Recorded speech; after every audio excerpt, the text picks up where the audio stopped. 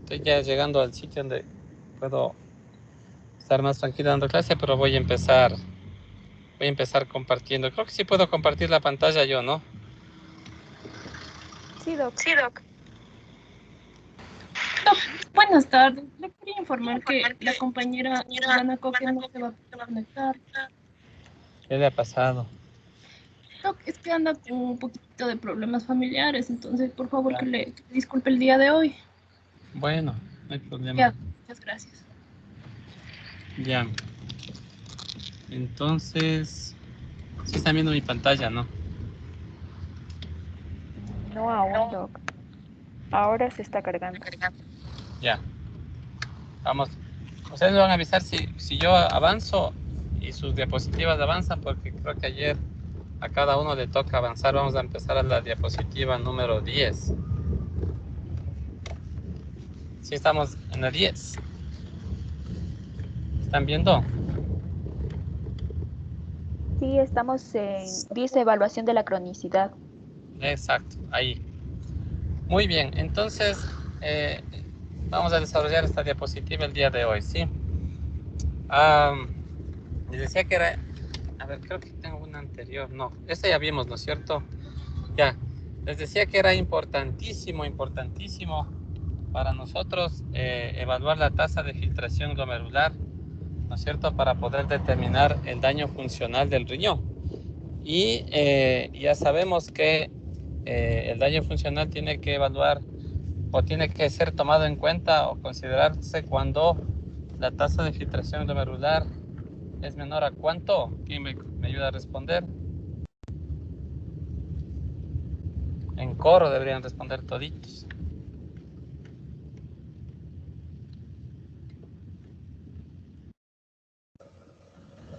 Doc, o sea, lo normal era de 90 a 120 ¿Ya? mililitros sobre minuto. Y de ahí creo que dijimos que era, o sea, ya sabíamos que estábamos en una insuficiencia renal menor a 60, Exacto. porque menor a 90 todavía no era crónica. Exacto, cuando la tasa de filtración glomerular disminuye a menos de 60 ml por minuto, entonces estamos hablando ya de un criterio diagnóstico de enfermedad renal crónica, pero que debe considerarse cuando esta tasa de filtración glomerular esté descendida y se mantenga por más de 3 meses. Porque ya hemos de ver en insuficiencia renal aguda que también el diagnóstico es disminución de la tasa de filtración glomerular. Esta es una pérdida súbita, brusca, rápida de la función renal y que tiene que durar máximo 3 meses. Es decir, que un paciente con fallo renal agudo, nosotros podemos esperar y observar de hasta 3 meses, hasta 90 días, que él se recupere. Si es que ya no se recupera y avanzamos al día 91, entonces ahí sí ya le consideramos como enfermo renal crónico, ¿sí? Entonces el enfermo renal crónico, eh, desde el punto de vista funcional, tendrá una tasa de filtración glomerular menor de 60, más de 3 meses, y o también puede tener un daño estructural, ¿no es cierto? ¿Qué es lo que vamos a hacer desde nuestro punto de vista semiológico, o sea, como médicos generales? ¿Cómo abordar a un paciente con enfermedad renal o con algún grado de nefropatía?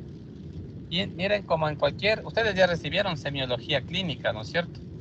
Ya tuvieron clases de semiología. Entonces, ahí debieron haber aprendido, la semiología es el arte, ¿no es cierto?, del análisis, o sea, de recolección de datos, signos, síntomas para realizar un buen análisis clínico, para sintetizar, ¿sí? Entonces, en un enfermo renal, lo que yo voy a intentar enseñarles en esta clase y en el resto del semestre es tratar de enseñarles la parte semiológica, obviamente, pero la evaluación y la realización de una historia clínica orientada o dirigida hacia el problema nefrológico renal. Y entonces, en datos de filiación es importantísimo, pues tenemos que conocer al paciente, ¿no es cierto? Eso es como todo, como cualquier otro paciente, siempre identificarlo, reconocerlo. Hoy en día hay que tomar muy en cuenta el género del paciente y cómo se identifica el paciente. no, que no les, esto bueno, no es parte de nefrología, pero es parte de la enseñanza general, que no les tome desapercibidos o les cause sorpresa. A mí me ha pasado muchas veces en el hospital público que entra una mujer y se identifica como hombre, ¿sí? Entonces hay que respetar y tomar en cuenta la identificación de género de esa persona. Es decir, es un hombre, ¿no es cierto?, que viene vestido de mujer, que aparenta físicamente ser mujer, pero el género es masculino, pero la identificación se identifica como mujer, y entonces incluso hay que llamarle por el nombre que haya adoptado de acuerdo a su identidad de género, ¿sí? Eso tome muy en cuenta no solo en pacientes nefrópatas, obviamente, sino también en cualquier otro tipo de pacientes, ¿sí?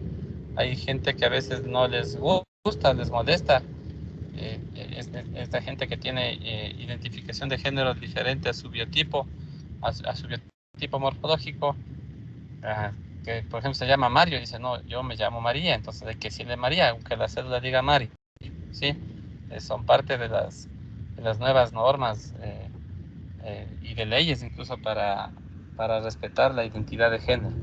Entonces, en datos de filiación, no solo preguntarle al paciente nombres, apellidos, sino por qué nombre le gustaría ser llamado, con cuál se siente más conforme. Y eso también a ustedes, en cambio, en la parte privada, les va a ayudar para tener un poco más de confianza con el paciente, y el hecho de tener más confianza con el paciente les ayuda a que el paciente tenga más... No, sí. ¿puede repetir esa parte, por favor? O sea, específicamente la parte del abordaje de cómo... ¿El abordaje de cómo qué? Claro, es que algo acaba de decir que no lo escuché muy bien sobre el cómo abordar al paciente para, o sea, para poder decirle sobre su nombre. Pues eso les digo, siempre no solo preguntar nombres y apellidos o pedir cédula para registrar los nombres, sino preguntar al paciente que cómo se siente más conforme o cómo le gusta que le llamen o con qué nombre se siente más identificado, ¿sí? Les decía que en la parte pública eso es una forma de respeto al paciente, les va a dar un poco más de tranquilidad y le va a dar confianza a ese paciente.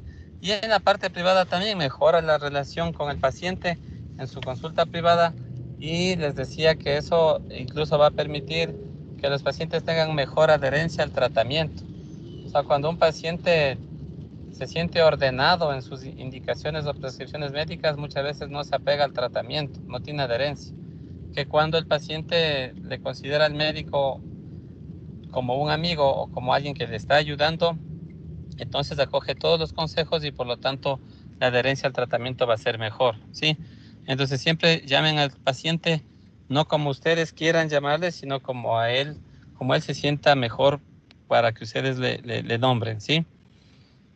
Y en la enfermedad renal pues va a ser de mucha importancia los antecedentes pasados personales. Ya solo el hecho de tener una historia, por ejemplo, de una enfermedad sistémica más de 8 o 10 años, por ejemplo, diabetes mellitus, hipertensión arterial, solo el hecho ya de tener el antecedente que es un paciente diabético de 8 o 10 años atrás, es muy probable que ya les oriente, les hace pensar a ustedes que la enfermedad renal a la que ustedes están accediendo o a la que están enfrentando es muy probable que sea crónica, ¿no? Es decir, que ya tenga un tiempo de evolución mayor a 3 meses. Y obviamente en los antecedentes pasados personales también es importante preguntar al paciente qué tipo de medicina toma, por qué le dieron los medicamentos, qué tipo de procedimientos han sido realizados, por ejemplo, complicaciones quirúrgicas o procedimientos quirúrgicos. Si yo tengo ya un paciente en mi consulta y sé que ya ha sido operado de próstata hace 2 meses, no voy a meter en mi cabeza o pensar que si él tiene molestias urinarias o tiene dolor en fosas lumbares, no voy a pensar que sea algo obstructivo si ya no tiene próstata, por ejemplo, ¿sí? Si ya es un paciente que fue operado de cálculos y ya viene con una vía urinaria limpia, libre de cálculos, ya no voy a pensar en esa patología por lo que me está consultando el paciente en ese momento, ¿sí?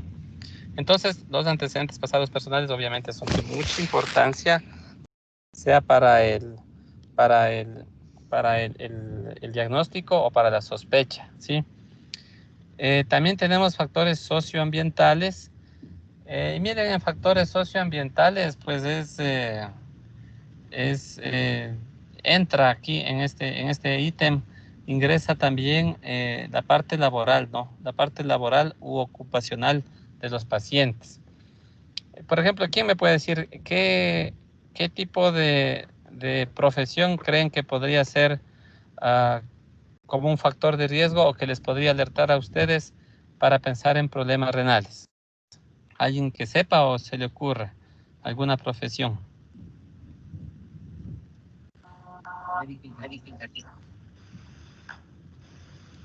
¿Perdón?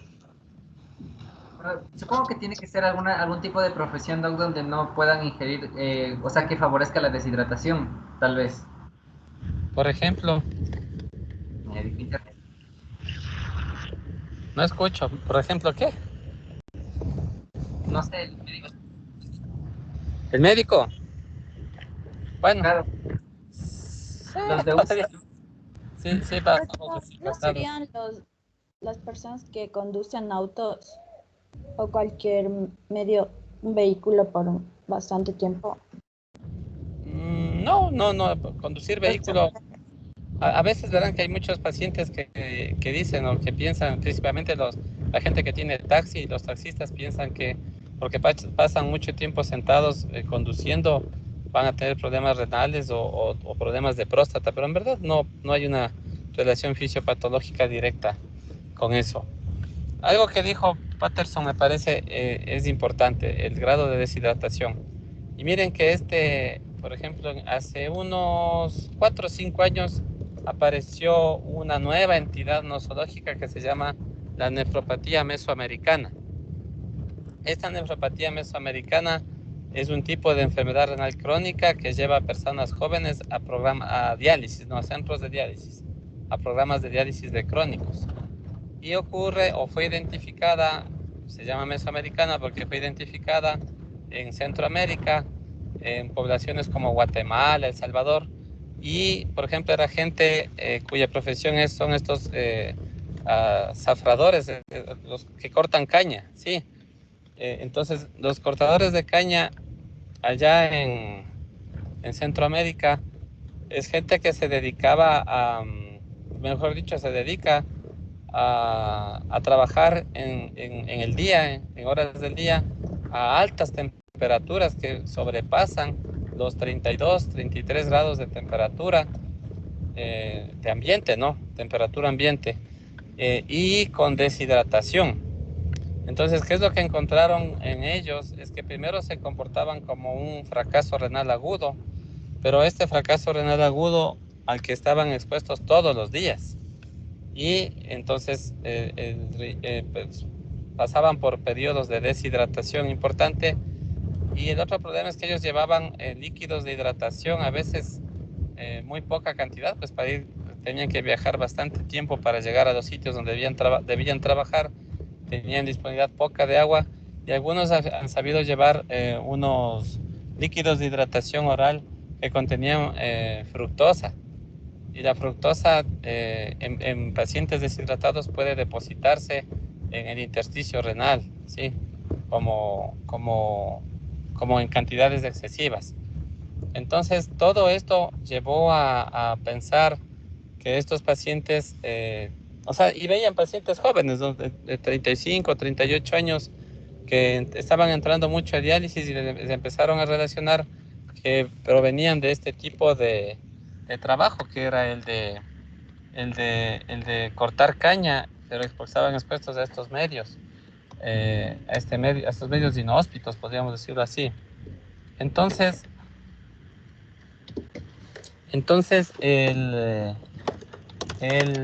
estos pacientes fueron sometidos incluso a biopsias renales y al ser sometidos a biopsias renales encontraron que había un grado de lesión intersticial y tubular.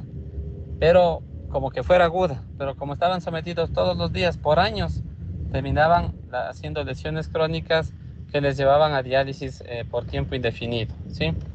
Entonces, ese es un tipo de profesión, por ejemplo, y que también puede ocurrir en nuestro medio. Hay gente que también corta caña, que trabaja expuesto a altas temperaturas en la zona de Manta, de Portoviejo, es decir, con el mismo factor de riesgo. Entonces, no se ha hecho estudios, pero eso hay que tomar en cuenta en estos pacientes. Esa es una profesión. ¿Alguien que se le ocurra alguna otra profesión que tenga riesgo de daño renal?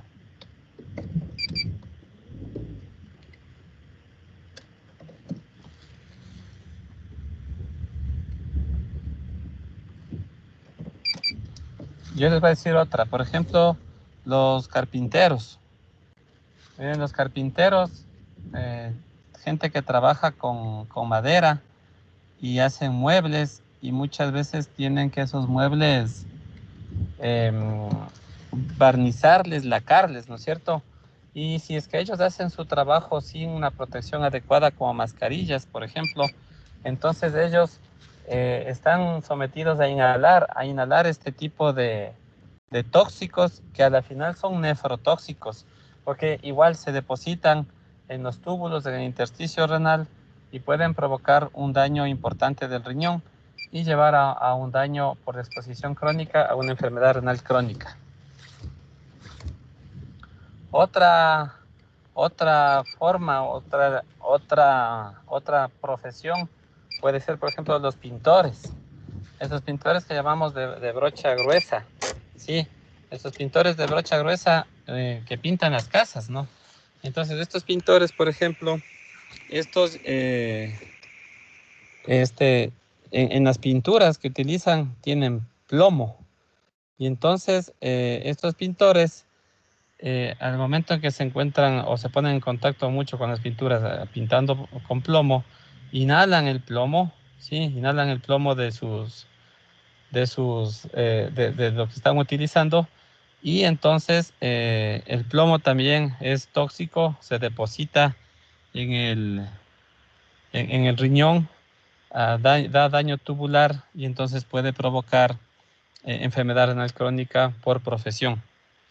Y como les había dicho, hay muchas enfermedades que no necesariamente son específicas o directas contra el riñón, sino que pueden afectarlo indirectamente. Y es así, por ejemplo, problemas pulmonares crónicos, como la hipertensión pulmonar, en pacientes con fibrosis pulmonar, por ejemplo, pacientes que trabajan en granjas, pacientes que trabajan en minas, asbestosis, minería, ¿no es cierto? Entonces, estas alteraciones pulmonares van a provocar fibrosis pulmonar, hipertensión pulmonar y sobrecarga del corazón derecho.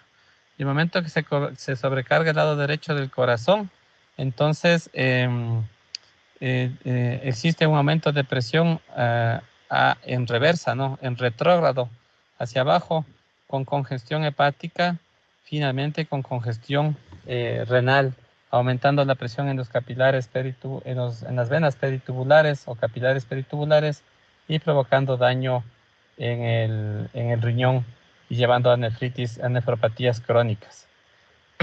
Entonces, miren, pacientes, por ejemplo, que en sus antecedentes tengan ya falla cardíaca. Las fallas cardíacas también, sean estas izquierdas, derechas o peor aún las congestivas, van a provocar, si es falla izquierda, pues por disminución de la perfusión en el riñón, van a provocar una exposición crónica de ese riñón al daño, como enfermedad renal crónica. Y si es que es una falla derecha, por el mismo mecanismo, como les expliqué, por el mismo mecanismo que les expliqué, de la fibrosis o hipertensión pulmonar, ¿sí? Entonces, miren cómo el antecedente pasado personal puede ser de mucha importancia para nosotros ya pensar o sospechar en patología renal. Fármacos. En cuanto a fármacos, ahí también tenemos mucho que ver con otras enfermedades. Y hay que investigar los pacientes, por ejemplo, pacientes que están enfermos de gota o hiperuricemia. Estos pacientes pues terminan consumiendo grandes cantidades de antiinflamatorios no esteroidales de forma crónica, corticoides de forma crónica, que a la final pueden llegar a producir daño en el riñón, ¿no? Y provocar enfermedad renal crónica por nefritis intersticial crónica, perdón.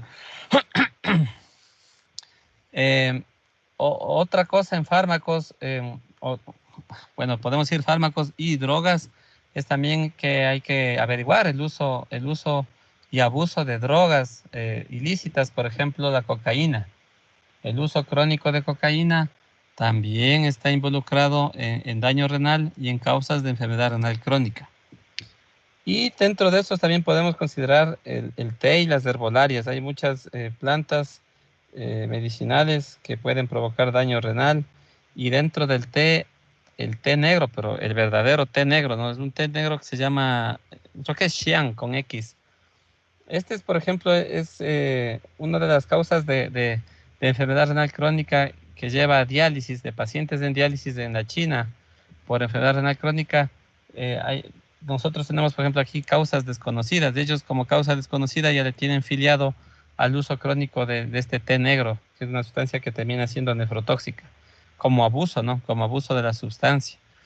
Miren cómo entonces pueden provocar alteraciones renales crónicas. Hay un montón de causas de fármacos, de profesiones, que, como les explico, solo con el hecho de ya preguntarle al paciente en qué trabaja, qué se dedica, qué consume, qué usa, qué no usa, nosotros ya podemos estar maquinando o pensando que él ya puede adolecer de una enfermedad renal crónica antes que una aguda o cualquier otra entidad nosológica de renal, ¿no? Entonces, mucha atención a esa parte. Luego, entonces, que una vez que hemos pasado de los datos de filiación, miren cómo tenemos que recopilar mucha información en los datos de filiación para poder ir orientando nuestra impresión diagnóstica. Luego pasamos al examen físico. Y en nefrología, bueno, nosotros los nefrólogos y ustedes como médicos generales, como deben aprender a analizar, a chequear y a revisar a sus pacientes de forma integral, ¿no? Pues para empezar, nosotros los nefrólogos nos orientamos mucho en el examen físico a la parte hemodinámica de los pacientes. Nosotros tenemos que tomar sí o sí la presión arterial. Nuestro paciente no puede estar sin una toma de presión arterial. Ustedes como médicos generales, a todo paciente que les vaya a consultar, vienen a consultar por dolor de garganta, tómenle la presión arterial. Vienen a consultar que le duele la muela, tómenle la presión arterial, porque hay mucha gente que es hipertensa y no sabe y no avisa, o no tiene por qué avisarles. Y esa la hipertensión es un diagnóstico que debe ser descubierto por el médico. Y hay gente, a veces hay médicos ya cuando son especialistas, por ejemplo los traumatólogos, los cirujanos, ellos ya no toman la presión arterial. Hay muchos pacientes que entran a la cirugía y del quirófano le sacan porque está con crisis hipertensiva, y es que el cirujano, el traumatólogo no son acostumbrados a tomar la presión arterial. Se olvidaron de esa parte. Ustedes como médicos generales, tomas de presión arterial, importantísima. La auscultación cardíaca para encontrar soplos, problemas cardíacos grandes. La auscultación pulmonar en búsqueda, por ejemplo, de sobrecargas hídricas, rales, estertores. Miren cómo para nosotros es importantísimo el momento de evaluar el riñón. Si el riñón es el encargado de manejar líquidos y electrolitos, entonces es importantísimo controlar la parte o estar seguros o asegurar la parte del balance hídrico. Nosotros necesitamos saber ese paciente su presión arterial, que depende de volumen. El examen físico necesitamos ver el grado o si existe algún exceso de agua corporal total, si el paciente está edematoso o no. Necesitamos saber si el paciente está orinando o no está orinando, qué volumen orina. Eso hay que preguntar a los pacientes, cómo orina, tiene molestias para orinar, no tiene molestias para orinar, puja para orinar, la cantidad, el volumen de orina es la misma que hace un mes, cuánto está orinando, más o menos hacerle comparar al paciente lo que orina para saber qué volumen de orina tiene, y luego pues pasar al examen físico a examinar en búsqueda de edemas, ¿no? Y al momento de buscar edemas, pues la mejor forma, la mejor manera de encontrar edemas es analizando la cara inferior de la cara, perdón, la cara interna en la pierna, la cara interna o cara anterior de la tibia, ¿sí? Ustedes, cada uno miren su pierna, vean la cara interna, ¿no es cierto? En la parte anterior de la pierna, ustedes van a encontrar el hueso, que es la tibia, y está toda la cara anterior de la tibia. Y ahí ustedes encuentran solo piel y hueso, ¿no es cierto? Hay poquito celular subcutáneo. No sé si todos ustedes pueden toparse la pierna, esto es facilito cuando hacemos clases prácticas, pero como no estamos en prácticas, voy a intentar que ustedes asimilen este conocimiento para la evaluación del edema. Sí se topan la cara anterior de la tibia. Ya. Sí, doctor. Ahí es menos grasa tenemos, ¿no es cierto? Menos celular subcutáneo, es piel y hueso, ¿sí? Es decir, tenemos un sitio donde si yo aplasto con mi dedo, puedo topar el hueso y ya no puedo aplastar al hueso, ya no le puedo aplastar más, ¿no es cierto? Entonces, miren, cuando un paciente está con sobrecarga hídrica, con exceso de agua, ahí en ese sitio es donde yo debo colocar mi mano, rodear la pierna del paciente con mi mano y con mi dedo pulgar presionar lentamente sobre ese sitio hasta llegar a topar el hueso. Y entonces podemos evaluar el grado de edemas que tiene este paciente como leve, moderado, severo.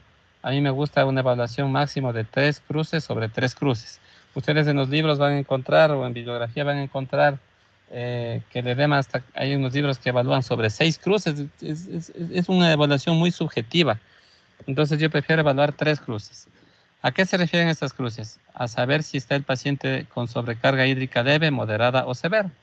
Una cruz significa que si yo presiono en ese sitio donde les estoy indicando o les estoy mencionando, si yo presiono en ese sitio y el paciente está hinchado, voy a demorar un poquito, pero voy a topar hueso, pero voy a sentir como aplasto algo, y al aplastar la piel con agua es como aplastar eso, es como aplastar no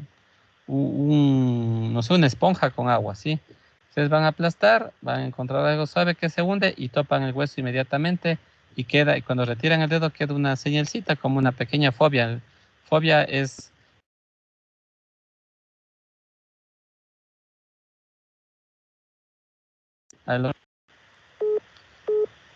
¿Sí me están escuchando? Porque están dando una llamada. Sí, doctor. ¿Y están viendo mi pantalla? La diapositiva, ¿no? Sí, doctor. Sí, Doc. Ya, entonces cuando les digo fobia es cuando retiramos el dedo de esa zona que estamos presionando y queda una impregnación, una huella de nuestro dedo. Eso es la fobia, ¿sí? Entonces, si llegamos rapidísimo al hueso, esa es un edema de una cruz sobre 3 cruces. Las 2 cruces, ¿cuándo tenemos un edema de 2 cruces? Cuando yo hago lo mismo, presiono sobre la cara anterior de la tibia y me demoro, o sea, ya veo el edema del paciente, presiono y empiezo a ver cómo se hunde, cómo el agua, el momento que aplasto, el agua se va hacia los extremos de donde estoy aplastando y me demoro un poco, pero llego al hueso. Sí, es decir, un edema un poco más manifiesto, pero logro llegar al hueso. Me demoro y tengo que aplastar despacito, no vayan a aplastar de golpe, querer llegar al hueso, eso duele. Hay que ir aplastando despacito para que el agua vaya dando espacio, se abra espacio y ustedes puedan llegar al hueso. Me demoro un poco, pero llego a topar hueso. Ese es 2 cruces sobre 3 cruces. Y ya un edema de 3 cruces sobre 3 cruces, pues es cuando hago lo mismo. Yo veo al paciente, le veo hinchado, pero ya está tan hinchado que la piel es brillante y está tensa y dura, o sea, está a reventar, ¿sí? Entonces, cuando yo quiero aplastar, se me hace difícil aplastar, es doloroso para el paciente y nunca voy a llegar al hueso, ¿sí? Ya siento la piel a tensión. ¿Sí está claro esta evaluación del edema de hasta 3 cruces? Sí, Sí, doctor. Muy bien, entonces hemos evaluado el edema. Y la máxima expresión de una sobrecarga hídrica en un paciente o de edema en un paciente, la máxima expresión, pues es el anasarca, ¿sí?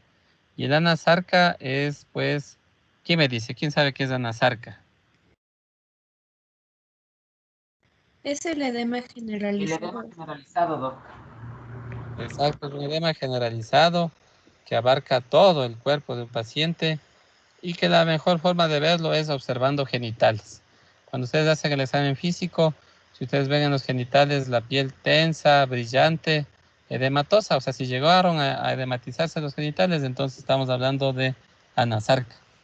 ¿Sí? Entonces el anasarca es, como ustedes dicen, un edema generalizado que llega a edematizar hasta genitales, ¿no?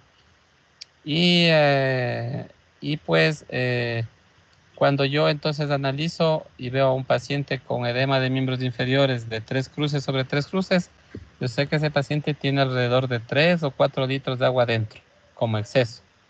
Cuando veo que el paciente llegó a anasarca, tengo ya unos 6 litros de agua dentro del paciente en exceso. Y cuando el exceso de líquido sobrepasa los 7, 8 litros, ya cuando tengo 8 litros de agua dentro del paciente, lo más seguro que va a encontrar es ya líquido en pulmones, o sea, un edema agudo pulmonar, ¿sí? Y el líquido en pulmones es una expresión máxima de la anasarca, ¿sí? Entonces hay que tener mucho ojo con esos pacientes que tienen ya edema agudo de pulmón, donde ustedes van a auscultar y van a encontrar rales, estertores en ese paciente, ¿no?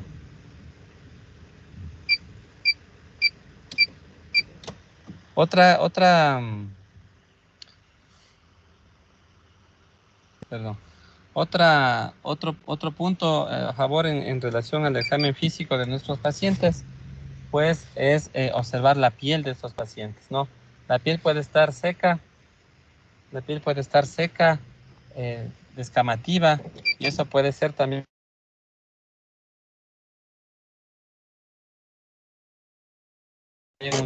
la piel está, ustedes observan una piel muy seca, descamativa y que le causa prurito al paciente, puede ser un signo a favor de un paciente con enfermedad renal crónica, ¿sí? Y el color de la piel también es importantísimo, el color de la piel. Los pacientes con enfermedad renal crónica y con enfermedad renal crónica avanzada, por ejemplo, pacientes que ya están con tasas de filtración glomerular menor a 40%, 40 ml de minuto, estos pacientes pueden, o no pueden, sino que presentan un color de piel café terroso, ¿sí? Y el paciente les dice, sin que ustedes le pregunten, el mismo paciente les dice, yo soy un paciente eh, yo era blanquito o blanquita, dicen antes de esta enfermedad, y ahora cada vez veo que me estoy oscureciendo, que me ha salido paño, entre comillas, el paño es una mancha que aparece en la piel y que muchos pacientes le confunden eh, como enfermedades hepáticas. Y al final es parte de la enfermedad renal crónica, un oscurecimiento de la piel, pero generalizado, ¿no? No como ese paño que saben tener, dicen que aparecen embarazadas por problemas hormonales solo en pómulos. Entonces el color de la piel es importantísima. ¿Perdón? El de las mujeres embarazadas, Doc, es el cloasma gravídico. Como el plasma gravídico, exacto, ese colorcito que aumenta la coloración en la piel, ese color café de ese paño que le llaman entre comillas, esa coloración está en forma generalizada en la cara de los pacientes. Es por el depósito de los desechos en la piel que reaccionan con el sol, con el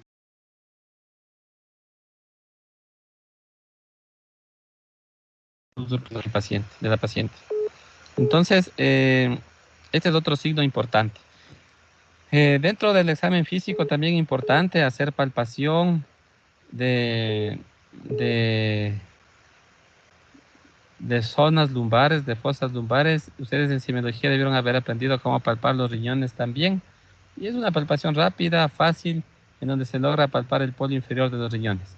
Esto les digo por una anécdota más que todo, porque eh, yo tuve el caso de un paciente hace muchos años atrás, unos 8, 10 años debe ser ya, eh, que era un paciente que estaba practicando fútbol, jugando fútbol en Santo Domingo, y recibió un balonazo Y este paciente, un balonazo en el abdomen, ¿no? Y este paciente se chocó. Le llevaron urgente a una clínica y en la clínica llamaron al cirujano, encontraron que había estallado el riñón izquierdo de este paciente, había estallado completamente por el balonazo. Y pues el cirujano lo que hizo es coger y sacar el riñón, hacer una nefrectomía por el sangrado que había para salvar, ¿no? Entonces, a las 24 horas el paciente anúrico, no orinaba absolutamente nada, eh, con anuria total, con elevación de azoados, y le transfirieron acá al hospital, en donde nosotros le atendimos. Claro, el paciente estaba en anuria total, y cuando le hacemos un examen de imagen, pues encontramos que no tenía el riñón derecho. Es decir, era un paciente monorreno. Claro que los cirujanos decían que siempre cuando se va a sacar, los urólogos decían que siempre que se vaya a sacar un riñón, igual dicen los vasculares, antes de retirar el riñón hay que asegurarse en el examen de imagen que el otro esté en su puesto.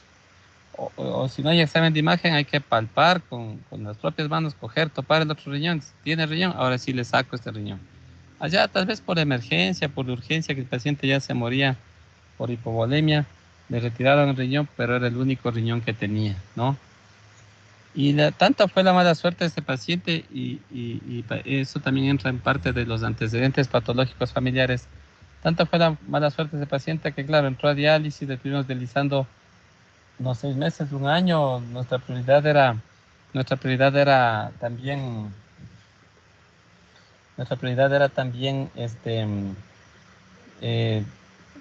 hacerle un trasplante de riñón con donante vivo.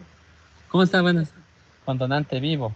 Y entonces tuvimos que estudiar a todos los hermanos de este paciente. Y adivinen qué encontramos en todos los donantes. Primeros exámenes de sangre, orina, todo normal, completamente normal, función renal perfecta. La misma patología. Exacto. ¿Que ninguno era donante? O sea, le hicimos el eco renal y todos tenían un solo riñón. Todos los hermanos. Tenía 4 hermanos, ¿no? Entre hermanas y hermanos. Todos eran monorrenos, eran un antecedente patológico familiar importante. Lastimosamente este paciente nadie le podía donar, pues si tenía un solo riñón no podíamos sacarle ese riñón al familiar. Todos eran monorrenos. Esa era una carga genética. Y nada, pues... ¿Perdón? O sea, aparte de eso, ¿sí eran compatibles? No, es que no se avanzó a ver compatibilidad porque se hace por fases para el trasplante, ¿no? Se hace un examen general nefrológico, función renal, urea, creatinina, examen de orina, proteinuria, todo perfecto, sin daño estructural. Si no hay daño estructural, se pasa al examen de imagen y hasta ahí llegamos, al eco. Luego de un eco, si es que todo está bien, se pasa a angiotomografía para ver cómo están las arterias, las venas, y luego se pasa a hacer HLA con los donantes que queden más aptos para hacer compatibilidad, porque es un examen caro también, ¿no? Entonces escoge 1 o 2 los mejorcitos para hacer compatibilidad. Ya, pero con este grupo de donantes nos quedamos en el eco renal porque toditos tenían un solo riñón. Doc, ¿y ¿no? la tasa de cómo se llama, de compatibilidad entre hermanos, por ejemplo, si es alta? Porque tiene, o sea, entiendo que tiene que tener cierta calificación como para acceder a que sean compatibles. En un trasplante con donante vivo, como usualmente es familiar, la compatibilidad siempre es mayor al 50% entre hermanos, siempre. Hay 70, 90%. Justo ahora tengo una paciente hospitalizada con COVID, trasplantada de hace 10 años, que fue de donante vivo de la hermana, tenían 100% de compatibilidad, ¿no? Entonces, va a ser variable. Y acuérdense que, al final veremos en tratamientos de sustitución renal, hablaremos algo de trasplante. A los pacientes que reciben en cambio de un donante cadavérico, la compatibilidad puede ser 30, 20%. Lo que influye eso es en cambiar el esquema de drogas o de medicamentos inmunosupresores para evitar el rechazo. Se usa más y de diferente tipo, ¿sí? Pero se puede trasplantar con compatibilidades del 30, del 20%.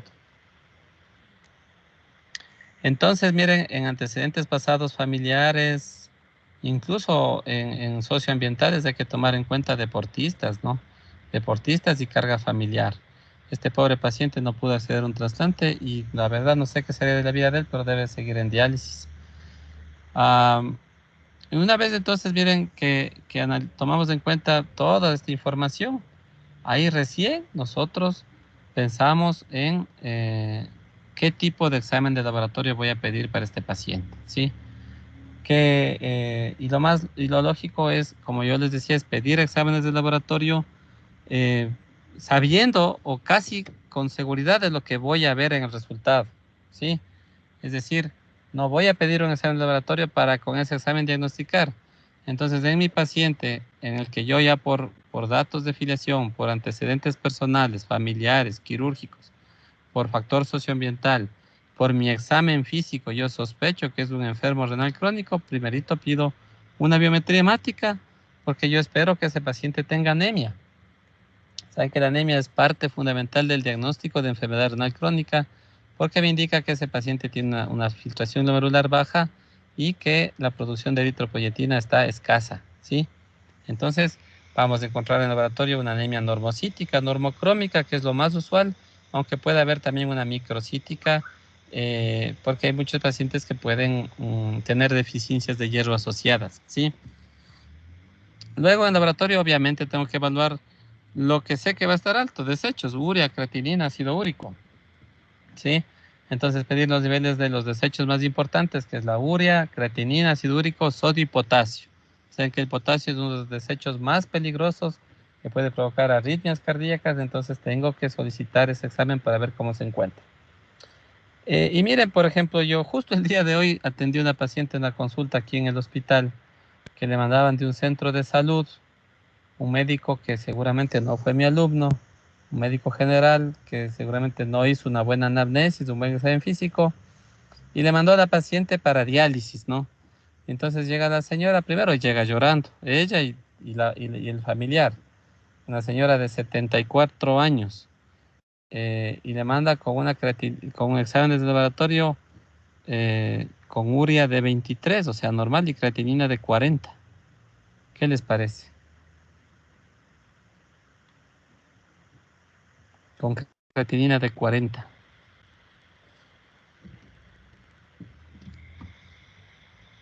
O sea, ¿solo el dato de la creatinina era 40 o ya el clearance de depuración de creatinina? No, la creatinina en sangre, 40 miligramos de cilitro. Altísimo, ¿no es cierto? Yo he visto creatininas altas. Hace unos 5 días vi un paciente con 32 de creatinina y 350 de urea. Hasta 32 he visto. En verdad es el valor más alto de creatinina que yo he visto es ese. He visto creatininas de 25, de 28, pero de 40 nunca he visto. Pero claro, la señora ingresa al consultorio ya con ese 40 de creatinina, pues a diálisis, ¿no es cierto? Bien, el médico le mandó, vaya directo a diálisis. Yo converso con la paciente, hago su anamnesis, mis preguntas y obteniendo respuestas relacionadas a problemas renales. La paciente era asintomática, comía bien, no tenía alteraciones urémicas, eh, mantenía un buen volumen urinario, no estaba edematosa, normotensa, 74 años, imagínense, ya mayor, pues no, pero en muy buen estado general. Y tenía un dolor de espalda, un dolorcito de espalda nada más. Entonces, si no encuentro nada en el examen, no encuentro nada en los datos de filiación, no encuentro nada en el examen físico, mando a hacer una urea y creatinina y me viene la creatinina en 40, ¿qué pensarían ustedes?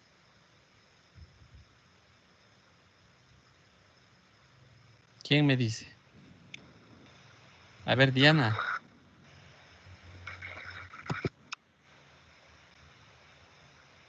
Doc, tal vez me pueda repetir porque no le escuché muy bien. Uy, Diana, no estás atenta a la clase, no es que no escuchas muy bien. A ver, ¿a quién le Cortando mi internet, Doc. Ya me sé todos esos pretextos. Se me corta el internet, no va del micrófono y tanto. Si no escuchaste la pregunta es porque no estás atenta a la clase. A ver, Paulina.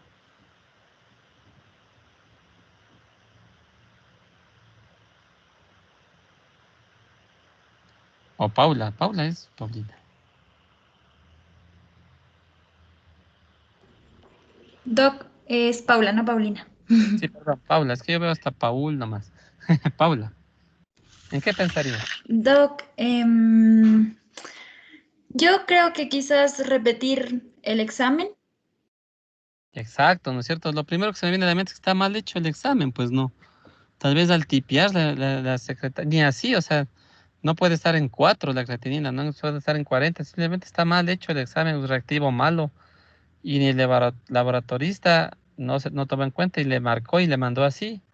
Y el médico también, pues quiere decir que él solo vio la creatinina en 40, vaya al nefrólogo a diálisis. Imaginan el impacto psicológico de esa paciente por no hacer una buena anamnesis. Entonces yo le repetí el examen y la creatinina está en 0.7.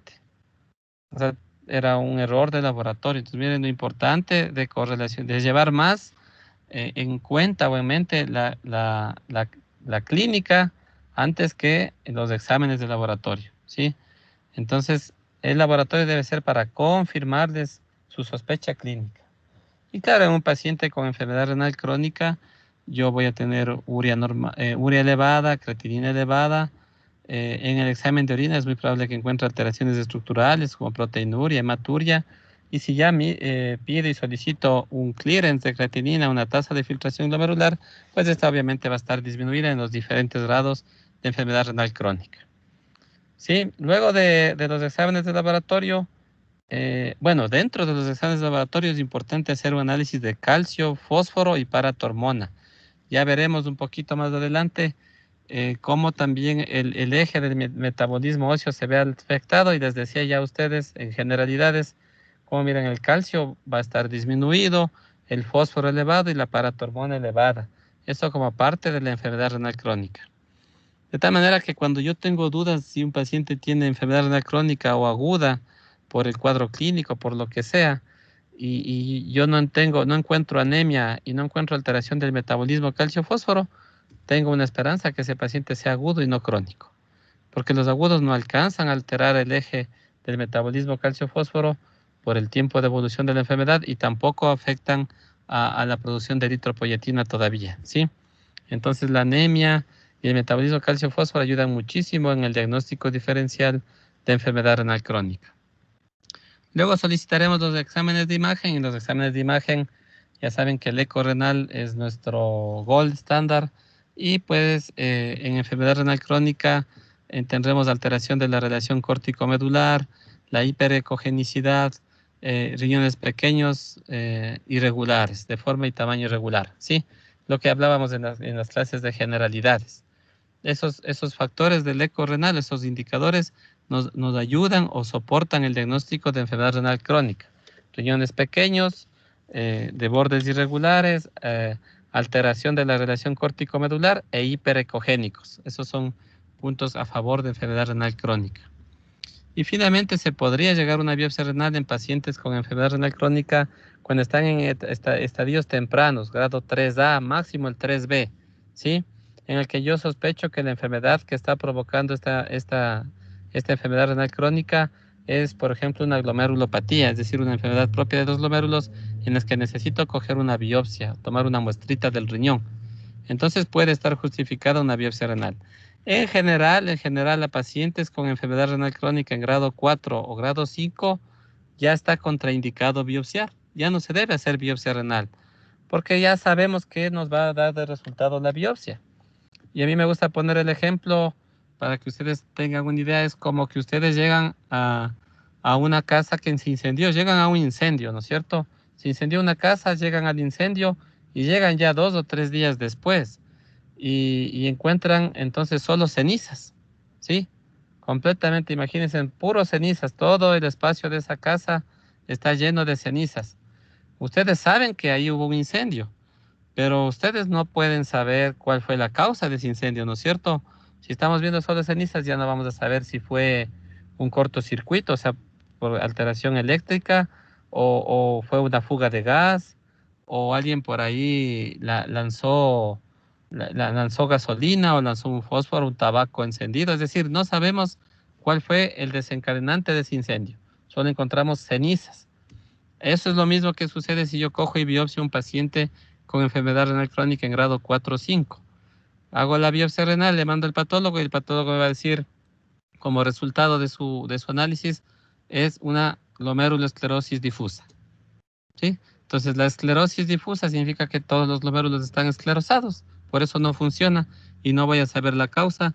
Y recuerden que la biopsia renal, uno de sus objetivos es saber causa para poder establecer pronóstico y orientar a un tratamiento.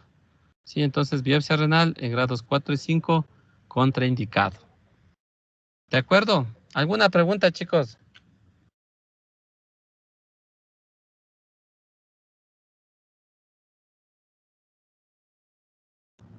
Doc, yo tengo una pregunta. Sí. En el caso, por ejemplo, de una persona que tenga antecedentes familiares que ya hayan tenido insuficiencia renal y este paciente lo hereda, al momento de realizar, por ejemplo, la diálisis, ya no hay, o sea, marcha atrás, pero más o menos cuánto tiempo el paciente estaría en diálisis hasta que fallezca o es un procedimiento que ya se lleva hasta que fallezca. Los tratamientos de sustitución renal, el objetivo principal es tratar de que los pacientes cumplan su ciclo de vida, ¿no? Entonces, un paciente que necesita ya de terapia de diálisis, supongamos, vamos a hacer un ejemplo, a los 48 años llega el paciente a diálisis, le diagnostican enfermedad renal crónica, necesita diálisis.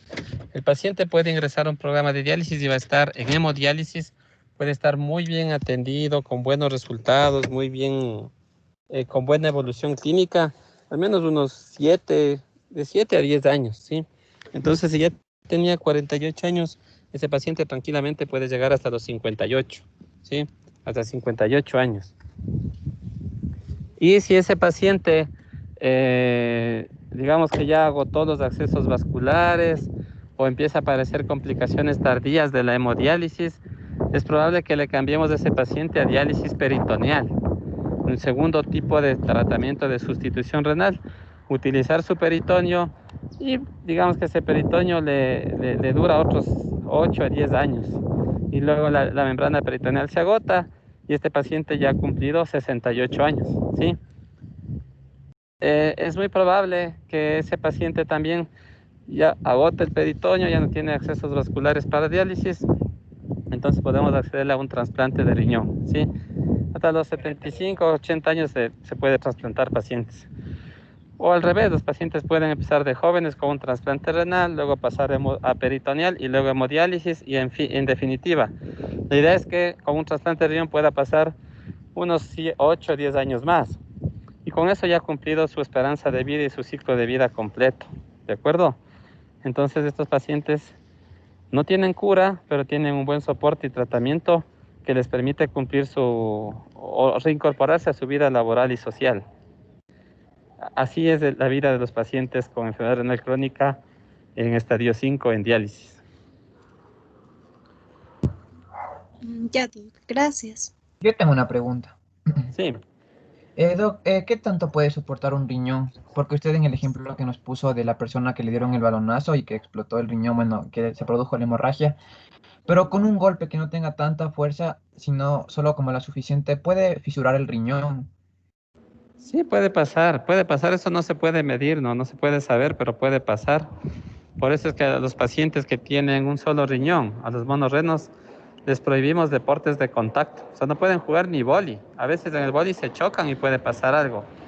Entonces, fútbol, vóley, karate, todo deporte de contacto nosotros les suspendemos, ¿no? Les prohibimos para que no exista eso, porque no se sabe. Puede haber gente que le pueden dar un buen patazo y no pasa nada, y otros con un balonazo se les revienta el riñón.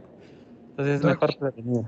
Y en el caso de una fisura así renal, ¿cuál sería la sintomatología? ¿El paciente sentiría dolor o solo no? Hematuria y dolor. Y si es que es un sangrado importante, choque hipovolémico. Ya, Doc, gracias. Doc, una pregunta. ¿Y cuánto cuesta una operación de trasplante? ¿O Un si trasplante cubre el en el seguro? privado, unos $25,000. El procedimiento quirúrgico y un mes de tratamiento. Y luego mantenerse con el tratamiento, pues sí, le va a costar unos $1,000 mensuales, más o menos. ¿Y eso no cubre el sistema de salud público? Sí, sí les cubre. El IES. O sea, si eres trabajador, pero con el IES. De Bueno, ahí no, el, el Ministerio de Salud Pública también sí cubre. ya Igual que eso- la diálisis. Ah, ya, muchas gracias, doctor. Hola. Bueno, chicos, entonces nos vemos el día martes en clase, ¿ya? Doc, le quería hacer una consulta en relación al... Disculpe, ¿le puedo hacer una consulta? Claro. Antes de... Doc, ¿de casualidad existe algún medio de contraste que sea menos nefrotóxico o cómo... o- Los contrastes iodados que se espera sean menos nefrotóxicos van a depender primero que sean isosmolares y segundo, mientras menos volumen se utilice, menos riesgo de toxicidad. Sí, isosmolar y menos volumen. Ya, Doc, gracias. Ya. Bueno, chicos, entonces les dejo. Pasen bien, nos vemos el día martes. Chao. Hasta luego, doctor. Gracias, Hasta Doc. luego. Hasta luego, Doc.